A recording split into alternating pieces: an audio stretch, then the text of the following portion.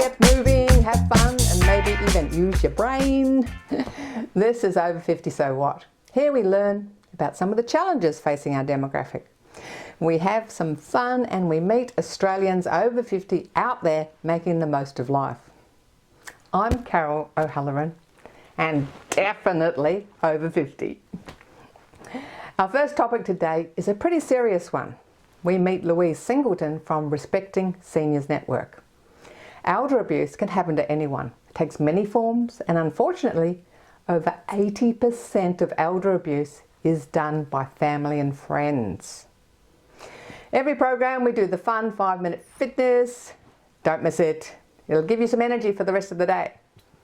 And lastly, we meet some of our Filipino Aussies up to the age of 95. Still out there enjoying life and living life to the max.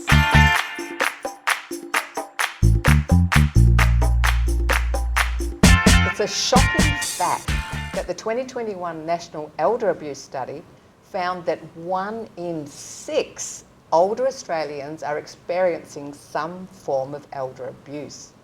To tell us more about it, we're speaking today with Louise Singleton from Respecting Seniors Network. Welcome to the show. Thank you, Carol. Thanks for having me.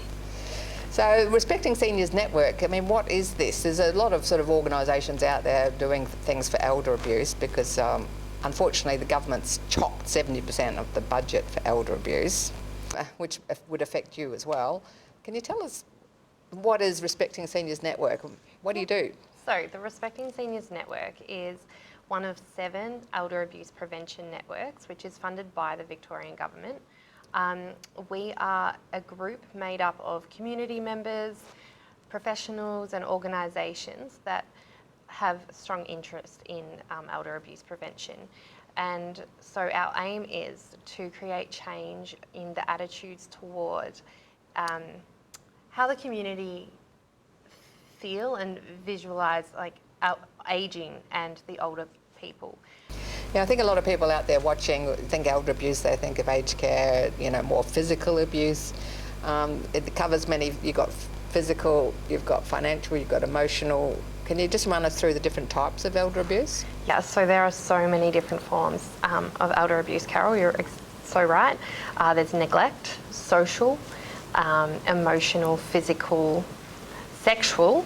There could be other forms like withholding your grandchildren, but that isn't often spoken about as well. That comes under the emotional abuse, doesn't it? Yeah. Social. But I think a lot of people will be surprised that you mentioned sexual abuse as well.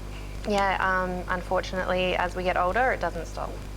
Now, I think the other thing is when we hear the term elder abuse, we sort of think like 80 plus. So the age group actually starts much younger, doesn't it? Absolutely, 55 and over. So if you're 55 and over, you could be subjected to elder abuse. And I'm sure a lot of people watching have observed elder abuse in the community. Can you give us some examples? I don't know if I mentioned financial abuse as one of those other forms of abuse. An example would be inheritance entitlement from a family member, and most elder abuse does occur from a family member or a relative or someone that they know and trust. So that's one of your main focuses at the moment, isn't it? Is the financial abuse. So, you know, inheritance is not an entitlement. Can you give us a snapshot of that little campaign? We developed a discussion guide to help people bring up and start those difficult conversations about inheritance entitlement and financial abuse and what that looks like. A lot of people feel shame and don't think that financial abuse is happening to them.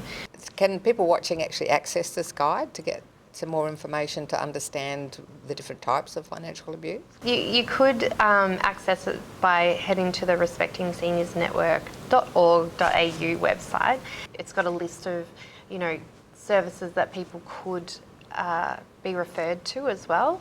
Ours was developed locally in the Frankston, Mornington, Peninsula regions, so there is a lot of localised services in that guide, but definitely helpful. My next door neighbour is very independent and well educated about financial matters. His daughter couldn't possibly be taking advantage of him financially. All older people can experience financial abuse. Financial elder abuse often takes place within relationships of trust, relationships where an older person would least expect to be abused. Often the perpetrator preys on their emotions or takes advantage of their lack of familiarity with technology. The fact that an older person is financially capable and independent does not necessarily provide them with a defence against financial abuse by someone close to them. Can you give us some examples of the different kinds of elder abuse? Like what should we be looking out for? Like observing in the behaviour of others, or what's happening to our loved ones, or what should we be looking for at ourselves? Maybe we're the ones that are being abused. What signs should we look for? So say, you're an older person and you're living alone, and you have a few connections. That's when it's also like harder to realise that someone's being abused, because maybe they're not in social environments often. For example, neglect. If someone's being neglected, an older person, if you come across them out at an event or something, they could seem like they've lost a lot of weight since last time you've seen them, because they're extra hungry, they're extra thirsty, dehydrated, not wearing appropriate clothes for the climate that they're in. Obvious signs for physical abuse would be bruising and burns. Social abuse or psychological abuse, people could seem a bit withdrawn, sad, depressed, anxious, and withdrawn from usual events or social clubs that they're normally attending. So you're observing their behaviours changed, or they're just not coming to something they love, like bingo night or bowls, tennis, like a lot of the things that normally they would be quite passionate about or be really involved. Maybe their carer is withholding them from going, or withholding their money. Some financial abuse would be not having the right amount of money to pay their bills, to get their groceries, or attend their favourite things, going to the movies or something like that. So what do we do? So if we observe that, we see a behaviour change, we suspect something is happening, what do we do? Yeah, the difficult part, I guess, is you could try and have a conversation with them. And the good thing is you don't need to be an expert to start that conversation. Before having that conversation, it might be good to have a look at what services are available in the area. If you were witnessing something like physical abuse or neglect, then you could contact the police, you could contact the Orange Door. Tell us about the Orange Door. What's the Orange Door? I've got a red door on my house, but I'm not sure what the Orange Door is. It's a service for people experiencing physical violence, neglect. They need to get out of a scary situation fast. Okay. It's great. Like if you go to the website as well, there's a quick exit button. So if you want to find out more information, you can just go quick exit if someone's coming in and you're worried about them seeing that you're researching these things. Seniors Rights Victoria though, if you were going to try to support somebody who was experiencing elder abuse and you wanted to find out more information, heading to Seniors Rights Victoria, having a conversation with one of their staff members. They know where to go for everything basically. There's also Better Places Australia, and they are fantastic because they can help resolve and mediate those relationship issues within a family. How do people find out about Respecting Seniors Network? So you can just head to our respectingseniorsnetwork.org.au website and sign up as a member, and then you will have access to our newsletter and upcoming events. Because we are localised, so a lot of our events obviously would be in Victoria, in Frankston and the Mornington Peninsula. Awesome. Well, thanks so much for your time today, Louise. We've learned a bit, and especially about, the financial side, which we're going to be discussing again. Yeah, I can't wait.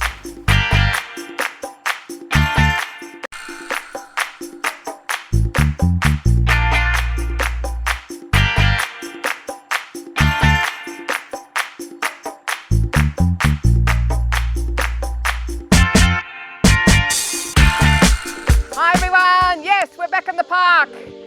5-Minute Fitness with fabulous Faye doing 5-Minute Fitness. We're going to do a grapevine today, so get up and join in, or stay right where you are and follow Faye. And we go step, behind, step, tap. Now some of you already might know this move, so just feel free to do it faster. Step, behind, step, tap. Step, behind, step. Now we do it faster. Step, behind, step and tap. Step, behind, step and tap. Step, behind. This is called a grapevine because your feet are weaving. Step, behind, step and tap. Step, behind, step and tap. If you haven't quite got it, it doesn't matter. Just move side to side. Step, behind, step, tap. Step, behind, step, tap. Step, behind, step and tap. Step, behind, step and tap. Step, behind, step and tap. We're going to do a variation. We're going to put a knee lift on the end. Step, behind, step and knee. Step, behind, step and knee. If you're following Faye, just do step together, step, knee. Step together, step, knee. We're going grapevine. Step, behind, step, knee. Step, behind, step, knee. Step, behind, step. Yes! Woohoo! Looking good, feeling great. Keep it moving. Woohoo! 2 more. Now, back to the middle. Back, together, back. 2 times each side. Back, together, back. Just showing you sideways. Back, together, back, together, back, together. Now try it a bit faster. Back and back. Change and change. Can you see how this is really good for your balance as well? Taking it back. Back, back, back. A few more. Back together. Back together. 2 more. Okay, hold it in the middle. What we're going to do now is fantastic for your brain. We're going to go forward, side, back, forward, together, side, together, back, together, walk, walk, forward, together, side, together, back, together, walk, slowly again, forward, side, back, back, and walk. Last time slow, forward, side, back, and walk, walk. Now, when the music picks up, we're going to do it faster. You ready to do it? Yes, you're ready. Okay, let's go. Front and side, back and walk, walk. Front and side, back and walk, walk. Front and side, back and walk, walk. Front, side, back, walk, walk. Front, side, back, walk, walk. Front. You can tell we're in Australia because the flies have come out. Forward, back, walk, walk. Forward, side, back. Okay, hold it there. Back to the grapevine. Are you ready, Fabulous Faye? I am, Fabulous Carol. Okay. Grapevine. And we go. Step behind, step, tap. Step behind, step, tap. Step behind, step, tap. Step behind, step, tap. Step. Yes. You're doing something good for yourself today. You can adjust your halo later. You're a naughty angel, are you? Take it to a knee lift. Knee, step behind, step, knee, step behind, step, knee, step behind, step, knee. That's it. Okay, now, you remember front, side, back, walk, walk? Well, you're not going to do it again because the music's finished. Good stuff, everybody. Well done.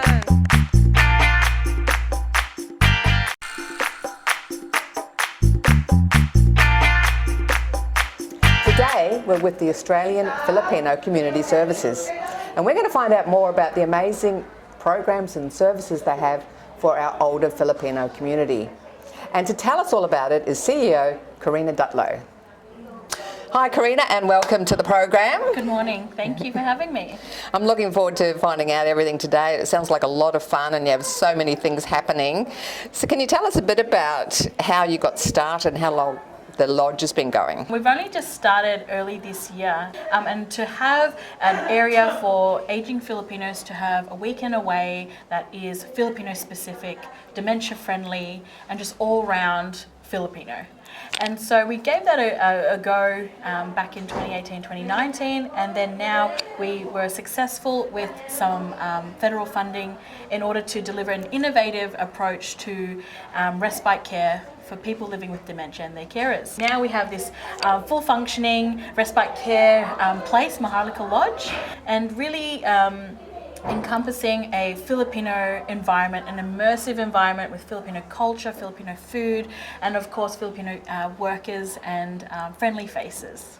So people can come like once a month or once a week? How does it work? Yes, absolutely. So depending on their circumstances, we really want to keep Filipino families together, and we want to keep aging Filipinos living at home and thriving in the community for as long as possible. So depending on their need, we are looking at some families who are coming on a monthly basis so that their family can have a bit of a break. They can also have a break from the family, have a bit of a fun activity. If they've got some friends coming along as well, might as well make it a girls' weekend away and really enjoy some time for themselves. Even for the carers, they can also come here and have a bit of R&R and going back into their caring roles re-energised. So carers can actually come here on their own without the person they're caring for? Yes, so that's something we're working towards. At the moment, we have been funded for carers to come along with the person that they're caring for, especially those living with dementia, so that they can actually have a fun time together. Sometimes day-to-day life can be quite, routine and not really fun or exciting. So by coming to this overnight stay at Maharlika Lodge, they're able to have a fun time together. Now today is a typical respite day. Can you tell us what sort of activities we're going to be looking at today? Yes, so today is our fortnightly Musikahan program. It's our day respite program, and we're thankful to receive funding from Alfred Health Carers. And so this activity is really focused on reminiscing over music, dancing, singing, and really having a culturally immersive experience while having some time off. So we have some carers here as well that are able to have some time off from their everyday caring tasks. And we also have seniors here who are coming along so that their family members or their carers are able to run some errands. So what are we doing today? We will be doing a bit of singing, we'll be doing some dancing. We'll also have a very special photo shoot. We have seniors coming along dressed up in traditional Filipino costume based on the Spanish era. And there's going to be some Filipino food, I believe. Oh yes, there's always Filipino food. Always Filipino foods. And that is also a platform for us to engage our seniors in reminiscing. Some of them, for example, don't have on a regular basis these delicious dishes on a day-to-day. For us to be able to offer that as well, and from there spark stories or ways that they may have cooked it previously and engage them that way. And we're chatting to Lorna Natividad. Today she's been involved with the Australian Filipino Community Services for some time, and she's been doing a lot of fantastic artwork. Hi Lorna. Hello. So today when we came to the lodge, we had a little bit of a tour and we got to see your artwork in the living room, on the piano, on the walls. We've got beautiful artwork here, we've got artwork through the back there, we've got these beautiful art pieces here. So you're obviously very passionate about art. Did you do art when you were younger, or was it just a recent thing? No, just only recently. Wow. Yes. So isn't that good? You know, we were saying before that it's never too late to do the thing you love to do. Yes, right. it is true. And so you started getting into art with the group. Yes. And now there's no stopping you, right? No. This one here Can you tell us about this one? Because this is a very special one. That is my granddaughter. And she told me, because I did 4 portraits of my grandchildren. And then they are all colorful. The tree is colorful, and she's told me, Nana, I really want black and white. And that's what I did. And I said to her, not the lipstick, I will put some color to your lipstick. Tell us a bit about this amazing colourful piece. I believe you won an award for this. Yes, I won second prize for this painting. So what would you say to someone a bit older that thought they might like to get into art and they might like to take up art? What would you say to them if they're sitting at home watching today going, oh, I really wanted to do some art, but I don't know. Don't stop what they have, the passion that they have in their heart. So if someone's sitting at home, they're feeling isolated, they're of Filipino descent or heritage, or maybe someone watching has a loved one that's of Filipino descent, and they would like to find out more information, what would you suggest? Firstly, I would say give us a call. Give us a call. We're happy to have a chat. One thing that we are growing in our organisation is the access and support in helping families and seniors access services, because it is great that there are funded services for this, and there are opportunities to access this, but it's actually connecting to them. Our website is afcsvictoria.org.au. We are also very active on Facebook. Our seniors love Facebook, so we do post a lot online. Well, thanks so much for telling us all about this amazing thing you're doing here. It's obviously going to be a lot of fun, and I'm looking forward to being immersed myself in the Filipino culture today. Great. We're excited to have you here, and enjoy today.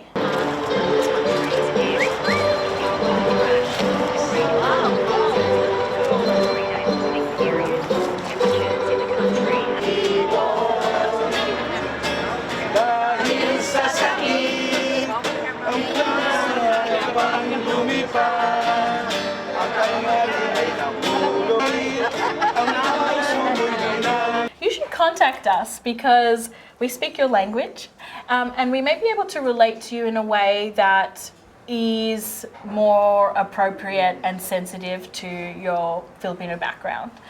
Speaking as a Filipino, Australian born, I have seen firsthand how people have connected just by knowing where they've lived in the Philippines or what languages they speak, and from there can be a really good stepping stone to understanding your needs.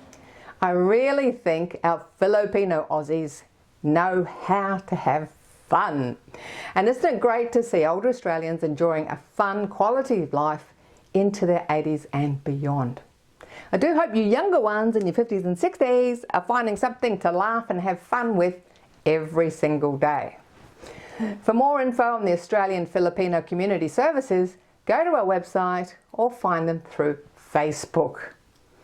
And if you want to know more about elder abuse and get help for yourself or for others, please phone 1-800-RESPECT or go to the website Respecting Seniors Network. And if anything in this program has caused you concern, please contact Lifeline 13 11 14. Please join us on Facebook, YouTube and Insta. Over 50, so what? And feel free to share any information. Keep active, keep connected and keep having fun. I'm Carol O'Halloran. Over 50, so what?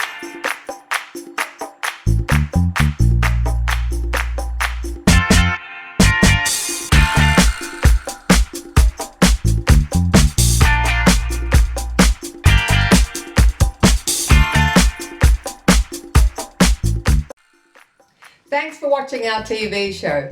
Be sure to hit subscribe and then you'll never miss an episode. Jump on Facebook, join our group, get in on the fun, fitness, wellness and inspiration. I'm Carol, over 50, so what?